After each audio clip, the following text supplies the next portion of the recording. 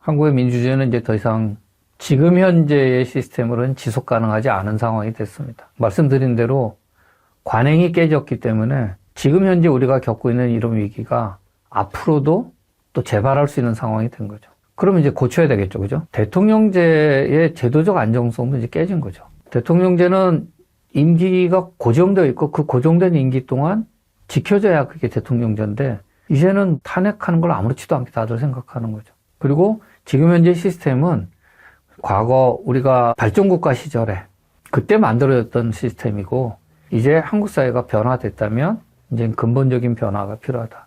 대증적인 요법, 지금 이 문제가 있으니까 이걸 고치자. 요건 요렇게 고치자. 이건 안 되고요. 대증적인 차원보다는 근본적인 시스템의 변화가 이제는 필요하다.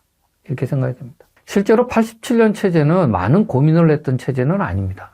87년 체제는 대통령 직선제 여기 하나였던 거죠. 그래서 굉장히 빨리 이 87년 체제로의 개헌이 만들어졌습니다. 6월 29일 날 6.29 선언이 났고요. 7월 30일 날 8인 정치회담이라는 게 시작이 됐는데 8인 정치회담은 노태우 쪽에 민정당에서 대표 4명, 그 다음에 김영삼, 김대중이 있었던 통일민주당에서 4명, 그래서 8명이 같이 있죠. 여야 동수로 이렇게 했습니다.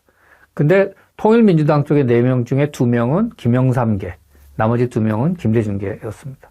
그러니까 8인 정치회담 말하자면 노태우, 김영삼, 김대중 이 세 분에 의해서 이루어졌다고 볼 수 있겠죠. 여기에 이제 일부 조항에 대해서 전두환 대통령이 당시 영향을 조금 미쳤습니다. 근데 7월 30일 날 만나서 8월 30일 한 달 뒤에 헌법 개정의 전 내용이 다 합의를 봅니다. 매일 만난 것도 아닌데 너무 빨리 합의가 돼서 제가 한번 인터뷰할 때 물어본 적이 있습니다. 어떻게 이렇게 빨리 합의가 됐느냐. 그때 참여하셨던 분이 지금은 다 돌아가셨습니다만 그분이 하셨던 말씀이 우리에게 모범 답안이 있었다. 그래서 이견이 있으면 그거를 많이 참고했다.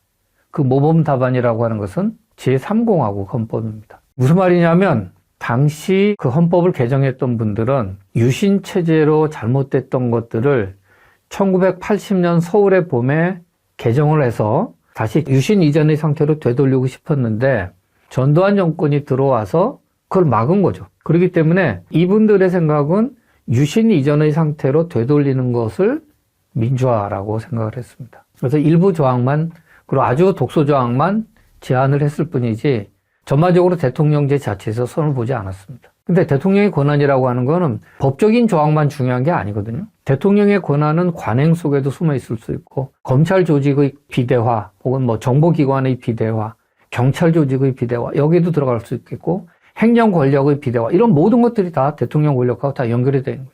비서실의 강화 모든 것들이 다 그런 형태입니다. 근데 그거에 대해서는 이제 많은 고민이 없었죠. 그래서 이미 오랫동안 축적되어 있는 대통령의 권력 아니겠어요? 오랫동안 축적되었던 대통령의 권력을 손보자, 약화시키자 이런 고민은 전혀 없었습니다. 그래서 강한 권력, 권위 있는 권력, 우리가 지금 가끔씩 제왕적이라고 부르는 그런 강한 권력을 민주화된 방식으로 선출하자 이런 거였던 거죠. 그래서 87년 헌법에서는 그런 대통령에 대한 고민들은 많지 않았습니다. 그 한 가지 예가 이제 헌법에 있는 대통령 조항인데요. 우리나라 지금 현재 87년 헌법에서 대통령 조항의 제1조는 대통령은 국가의 원수이죠. 그다음 외국에 대하여 국가를 대표한다. 이렇게 되어 있습니다. 국가 원수라는 거죠. 이 표현이 언제 들어왔느냐? 이 표현은 유신헌법 때 들어왔습니다. 1972년 유신헌법이라는 게 박정희 1인 지배체제, 종신지배체제를 가능하게 하기 위한 체제가 유신체제였죠. 그때 국가 원수란 단어가 들어왔는데 이게 전두환의 제5공화국에서 손대지 않았고 87년 헌법에서도 손대지 않았습니다. 그래서 국가 원수로 남아있는 거죠. 이처럼 87년 체제에는 사실 이런 통치 체제에 대한 많은 고민이 있지 않았습니다. 그러면 그때는 왜 이게 가능했느냐? 그때는 그걸 감당할 수 있는 사람들이 있었던 거죠. 그 정도의 권위, 그 정도의 카리스마 이런 게 있는 사람들이 있었고 그렇기 때문에 그걸 끌고 나갔던 거죠. 실제로 우리나라의 대통령제의 역사를 보면 대통령이 되고 싶은 사람들이 대통령제를 만들고 부활시키고 또 지속되도록 했습니다. 원래 재헌헌법에서 기초됐던 통치 형태는 내각제에 가까운 거였죠. 근데 당시 이승만 박사가 대통령제가 아니면 나는 정부에 참여하지 않겠다고 했고 그래서 막판에 우리의 통치 제도가 대통령제에 가까운 모습으로 바뀌었습니다. 물론 혼합적인 특성이 있죠.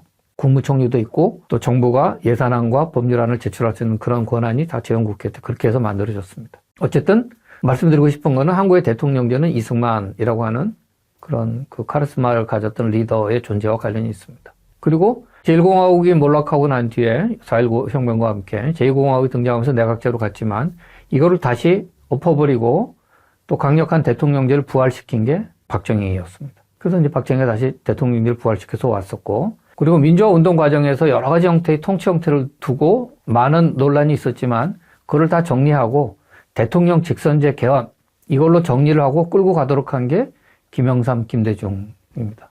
그러니까 말씀드린 대로 한국의 대통령제는 이승만이라고 하는 사람, 이승만이라고 하는 리더, 박정희, 그 다음에 김영삼, 김대중이라고 하는 이 리더들에 의해서 만들어지고 부활하고 그 다음에 지속되어 온 거죠. 근데 그동안에는 사실 큰 문제는 없었습니다.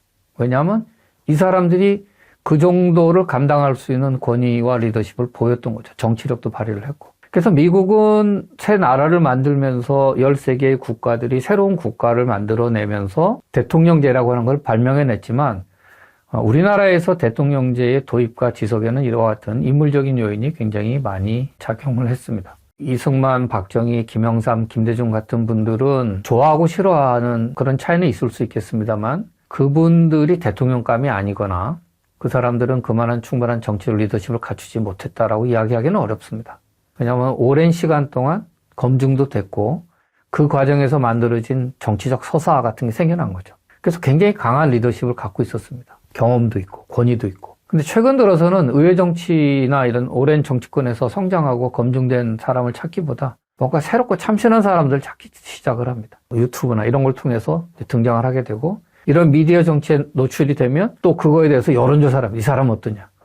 이미지 정치죠. 그냥 막연한 이미지로 그 사람 괜찮다. 지지율이 올라가면 그럼 갑자기 그 사람은 중요한 정치적 후보가 되는 거죠.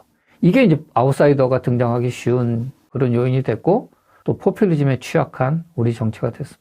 대통령이 권위에 쉽게 도전하게 되는 것도 바로 이런 요인하고 관련이 있습니다. 노무현 대통령도 정책 경험이 적은 아웃사이더였고 이명박 대통령은 기본적으로 정치인보다는 기업인의 이미지가 강하고 박근혜 대통령은 정치권에 오래 있긴 했습니다만 본인에 대한 그런 것보다는 박정희의 딸이라고 하는 그런 후광의 영향이 훨씬 더 컸고 문재인 대통령도 스스로의 어떤 정치력이나 리더십을 보여주기보다는 노무현의 동지 이런 느낌이 강했던 거고 윤석열 대통령은 정말 정치를 하나도 모르는 그런 사람들입니다. 다 말하자면 정치 경험이 없는 사람들이고 이런 정치적을 갖추지 못했던 것이 권위도 갖추기 어렵게 됐고 리더십도 못 만들어내고 더욱이 정치력을 발휘하지 못하게 되는 그런 요인이 됐습니다. 그래서 사실 심각한 상황이 됐는데요. 과거 이제 KDI 원장하셨던 황인정 박사가 생전에 쓰셨던 글 중에 왕조 시대에는 세자를 이제 미리 책봉을 하죠. 그리고 당대의 최고 석학으로부터 왕도를 익히도록 가르칩니다.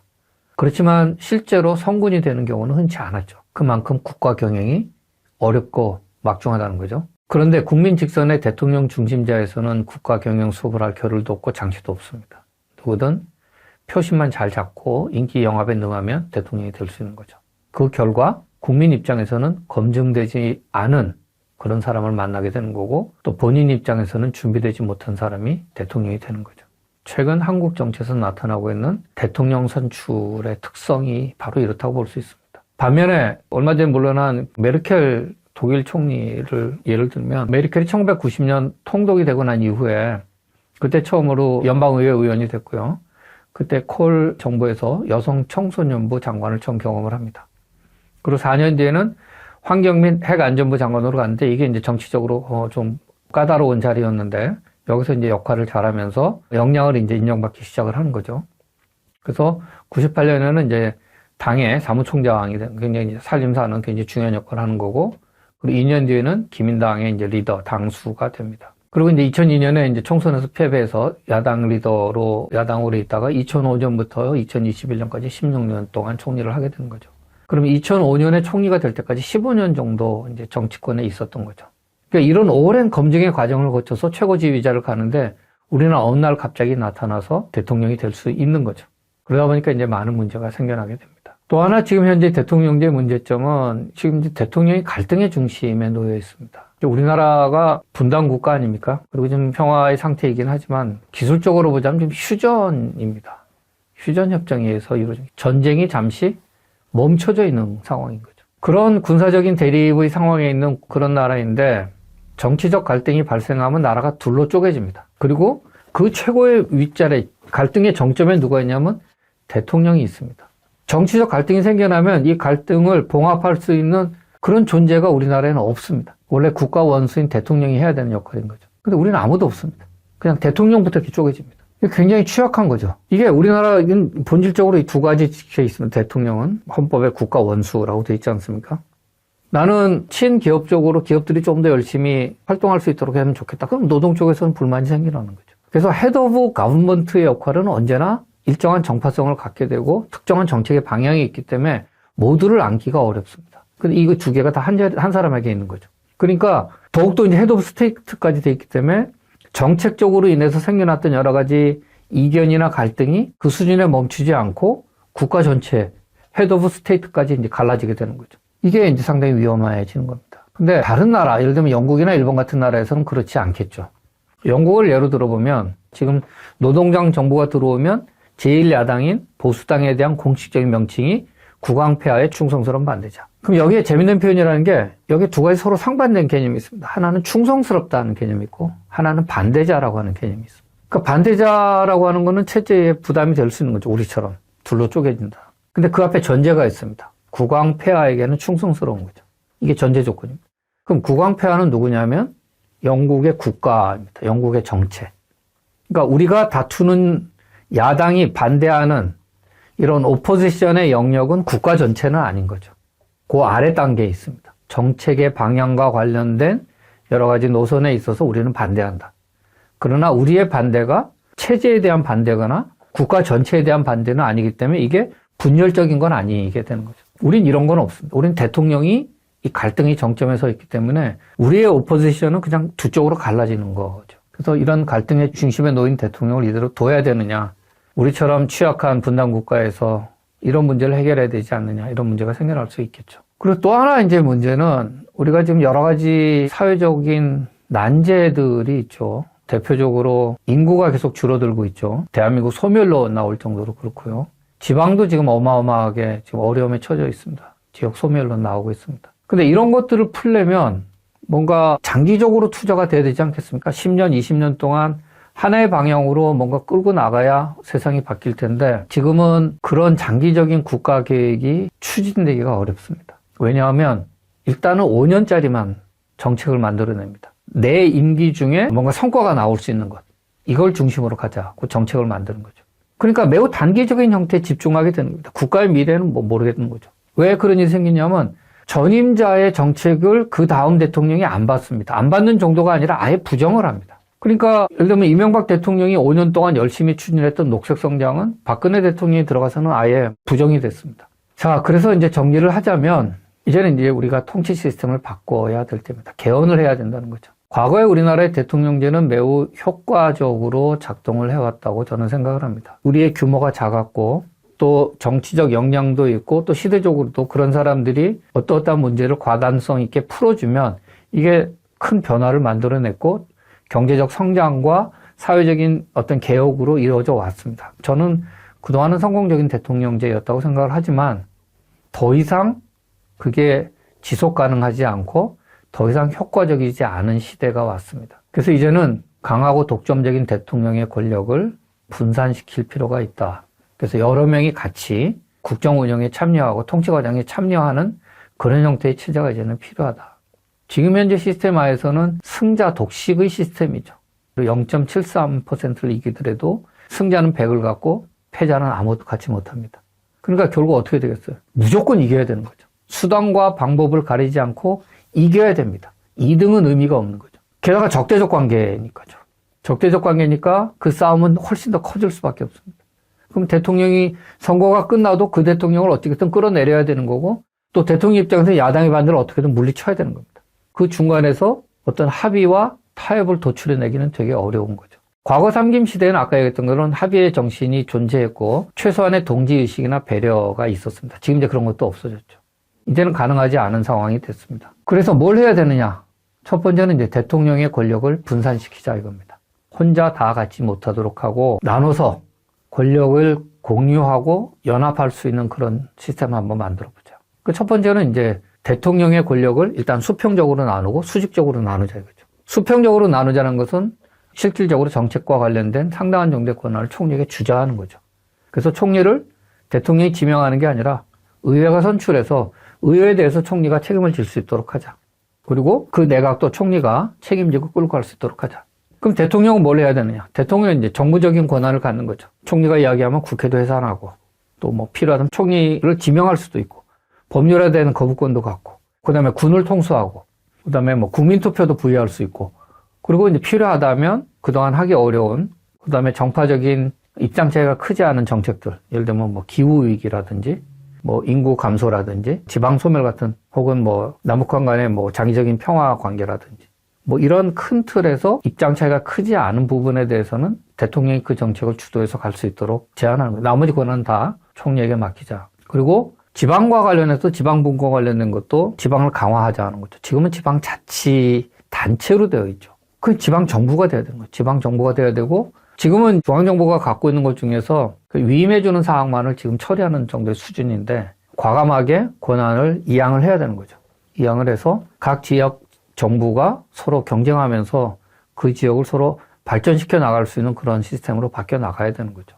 예를 들면 뭐 반도체법 52시간을 갖고 막 다툼이 심한데 그걸 중앙정부가 일방적으로 결정할 게 아니라, 예를 들면 그 관련된 거에 지방정부에 다 할양이 돼 있다면 경기도에서는 우리는 못하겠다고 하더라도, 예를 들면 강원도라든지 전라남도에서 우리는 52시간 뭐 그 법 우리는 허용해 줄 수 있다.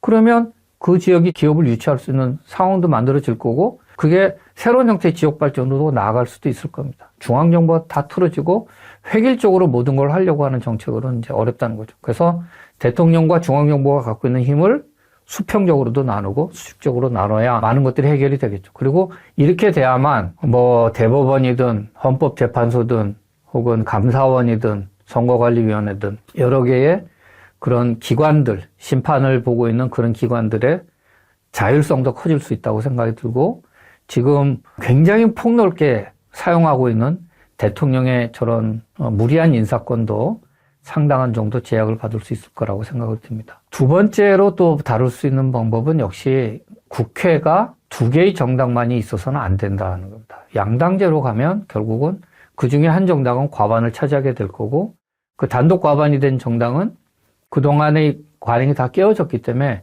이제는 스스로 원하는 모든 걸 다 할 수 있는 거죠. 제도적 자제가 붕괴됐다면 이들은 이제 본인들이 원하는 모든 거를 독점해서 다 할 수 있게 됩니다.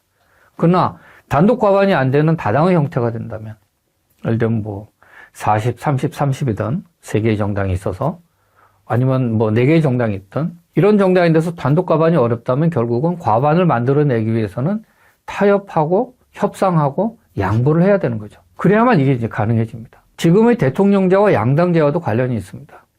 지금 대통령제에서는 아까 했던 대로 승자 독식의 시스템이기 때문에 승리하면 100, 패배하면 0입니다. 그럼 무조건 이겨야 되는 거죠. 무조건 이기기 위해서는 어떻게 돼요? 두 세력이 결집해야 되는 거죠. 그래서 전체적으로 보자면 오늘날의 이런 정치적 분열과 대립은 이제 87년 체제의 한계고요.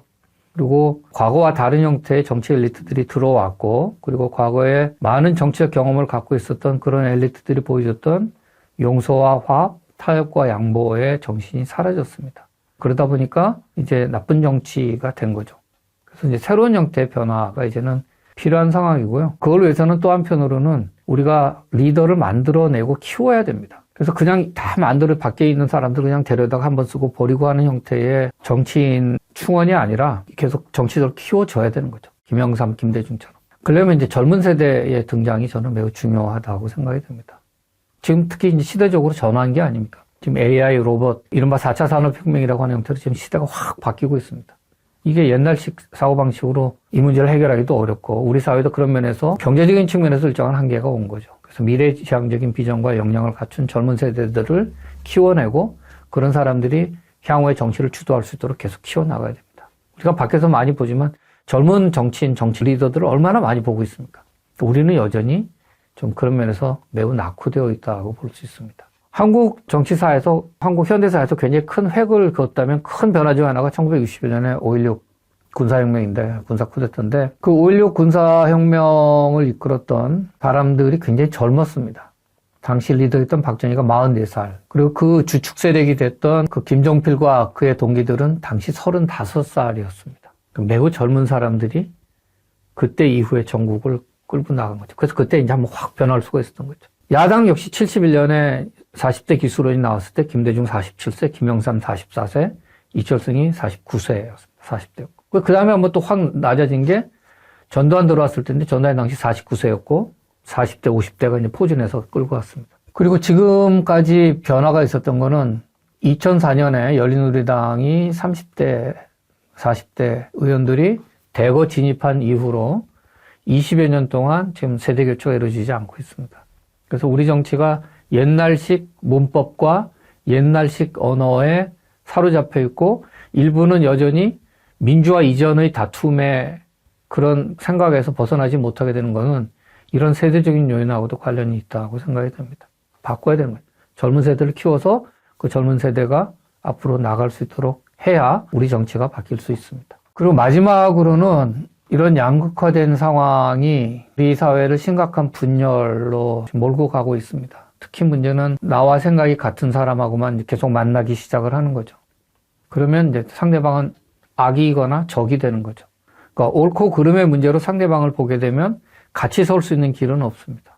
과거에 종교전쟁이라는 게 힘든 게 특히 서로 다른 종교끼리 하면 나의 신이 옳거나 너의 신이 옳거나 그런 믿음 속에 싸움이 있게 되면 공존의 여지가 없죠. 왜냐하면 그거는 이겨야만 되는 거죠. 어느 한쪽. 그렇게 됐을 때는 이제 공존은 어려워집니다.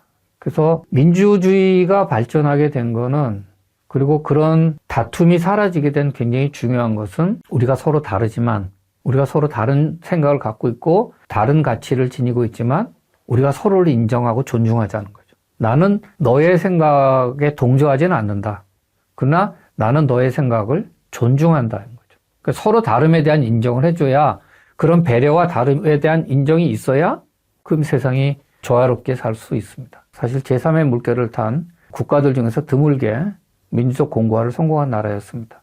근데 그거를 가능하게 해줬던 정신은 그 87년 민주화의 전환의 단계, 그리고 공고화의 단계에서 보여줬던 타협과 공존의 정신이었습니다. 그게 전제가 돼서 안정적인 민주화가 이루어왔는데 이제 그 공존의 정신, 타협의 정신이 사라졌습니다. 심각한 양극화, 상대방을 제대로 인정하지 않는 적대적 정치, 그리고 이제 그 결과가 2024년 12월 3일에 있었던 계엄 선포와 그로 인한 정책 위기라고 볼 수 있습니다. 장기적인 국가 과제가 만들어지기 어렵게 됐습니다. 사회가 지금 현상 유지로 계속 보수화되는 거죠. 그리고 가장 중요한 건 역시 합의제적인 정치의 정신이 사라지게 되면서 그러니까 정부 여당과 야당의 그 제도적 자제도 이제 그 관행도 이제 깨지게 됐습니다. 앞으로 또다시 여소야대가 되면 또다시 정책 위기가 이제 재발할 수 있는 그런 상황이 된 거죠. 그래서 이제는 타협과 협력을 강제하는 그런 시스템이 가야 되는 거고 한 사람에게 모든 것을 권한을 몰아주는 이런 시스템에서부터 분산된 형태의 권력 구조로 이제 개헌을 해야 되는 거죠. 그런 정책 제도를 마련하는 것이 시급해졌다. 그리고 최근에 이렇게 심각한 정치적 갈등을 경험하면서 아마 여러분들도 친구들이나 주변과 많은 그런 다툼과 분쟁과 또 친구도 잃어버리고 뭐 이런 많은 경험을 하셨을 거라고 생각되는데 이제 시민적 수준에서도 이런 차이를 인정하고 다름을 받아들이고 그래서 어떻게 우리가 공존하고 타협하면서 같이 살아나갈까, 어떻게 합의를 만들어 나갈까 하는 그런 노력을 해야 되는 거고 특히 젊은 친구들에게는 이런 부분에 대한 이런 가치, 이런 것들을 어떻게 전수할 거냐, 어떻게 성숙된 시민의식을 만들어낼 거냐에 대한 그런 노력도 매우 필요하다고 생각이 됩니다.